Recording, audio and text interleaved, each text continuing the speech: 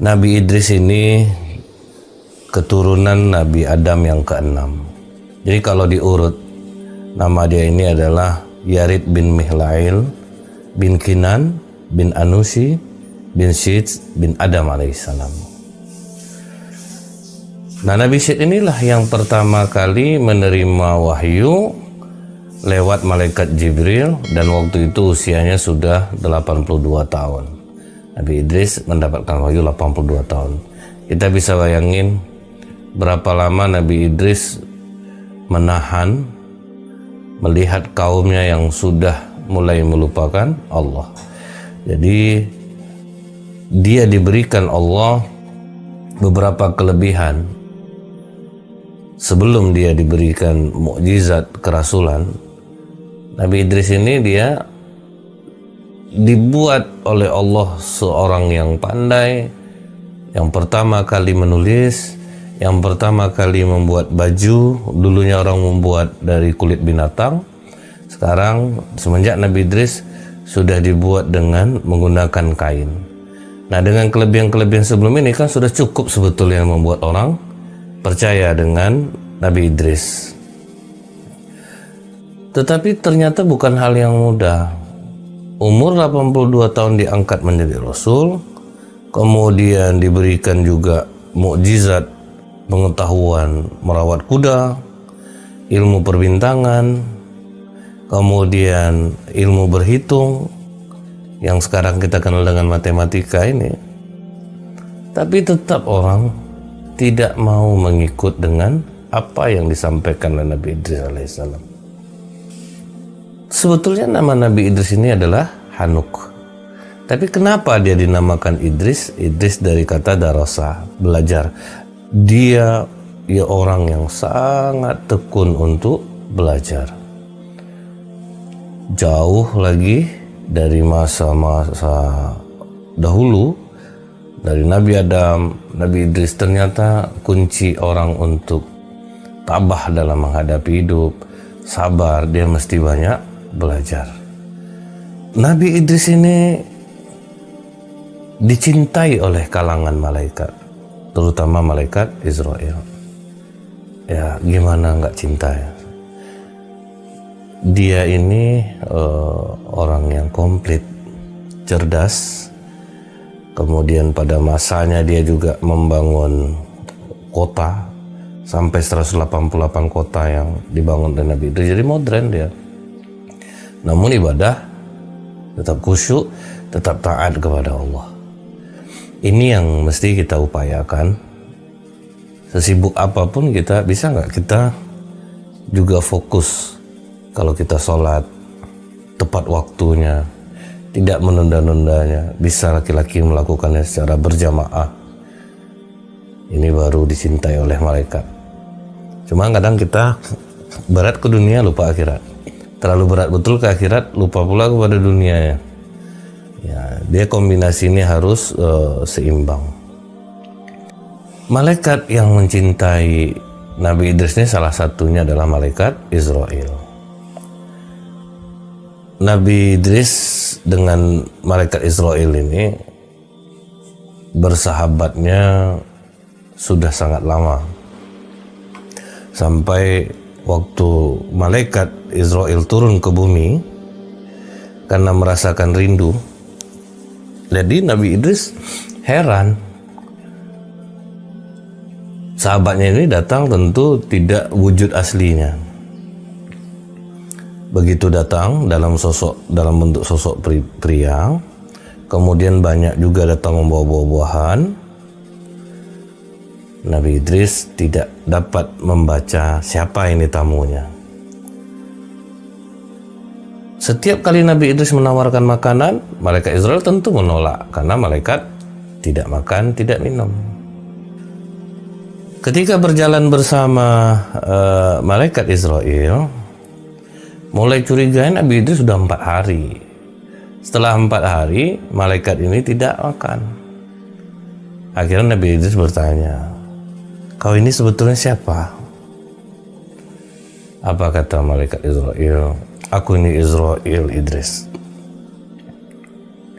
"Kau datang apa untuk mencabut nyawaku? Tidak Idris, aku hanya ingin berkunjung denganmu. Aku tidak untuk mencabut nyawamu. Terus 4 hari ini, apakah kau tidak mencabut nyawa orang? Banyak nyawa yang ku cabut Idris. Makhluk-makhluk itu bagi hidangan di hadapanku. Jadi aku ambil mereka bagikan seorang yang menyuap makanan. Jadi tetap seperti biasa. Tidak mencabut nyawa, tetap Idris. Terfikir oleh Nabi Idris yang cerdas ini, Israel, coba mohonkan kepada Allah. Aku ingin merasa gimana kalau nyawa kita itu dicabut, itu gimana rasanya. Kata malaikat Israel, aku tidak mencabut nyawa melainkan dengan izin Allah, Idris. Jadi orang mati itu udah berdasarkan izin Allah baru dia dimatikan, dicabut nyawanya. Terus gimana orang yang bunuh diri? Orang yang bunuh diri mendahului takdirnya. Nah, itu yang membuat Allah marah sama dia. Akhirnya Allah mengizinkan kepada malaikat maut, cabutlah nyawa Idris. Cabut oleh malaikat Israel. Setelah dicabut, malaikat Israel sedih melihat sahabatnya sudah mati. Kemudian Allah izinkan untuk mengembalikan. Nah, waktu mengembalikan itu ngamuk Nabi Idris. Kau kita berkawan berdua, kau cabut nyawaku sekeras itu. Kata malaikat Israel, belum pernah aku mencabut selembut yang kulakukan kepadamu Idris. Selembut kau bilang, seperti kambing yang dikuliti hidup-hidup, ditarik kulitnya, dicabut, ditanggalin, itu rasa ruh lepas dari badan. Kau bilang lembut, itulah yang paling lembut Idris. Waduh, ini yang harus kita fahami. Sebagaimana dikatakan oleh Rasulullah, ada yang seperti disabet dengan pedang sampai 70 kali. Ada seperti burung yang digoreng, bagaimana menggelegak-gelegaknya rasanya badan kita lah, dibakar, dia digoreng, begitulah panasnya. Ruh mau keluar dari tubuh. Bagi orang yang tidak beriman dan bertakwa kepada Allah, tentu akan bertambah berat beban itu. Tapi ada kabar gembira dari Rasulullah. Belum dicabut ruh seorang mukmin sebelum dia melihat tempat tinggalnya di surga. Maksudnya apa? Sakitnya itu hilang karena terlena memandang keindahan surga. Jadi karena terlena hilang rasa sakit itu. Itu kabar gembira dari Rasulullah. Kemudian merasakan sakitnya kematian ini,